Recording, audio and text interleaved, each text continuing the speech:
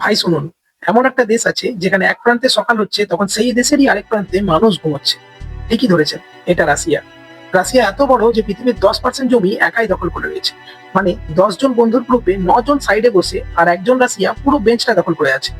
রাশিয়াতে আছে 11টা time zone. মানে ঘুম থেকে উঠে যদি আপনি ঘড়ি দেখেন তখন সকাল 8টা, ট্রেনে বসতে বসতে আবার যদি ঘড়ি দেখেন তখনও সকাল 8টা। টাইম ট্রাভেল একদম ফ্রিতে।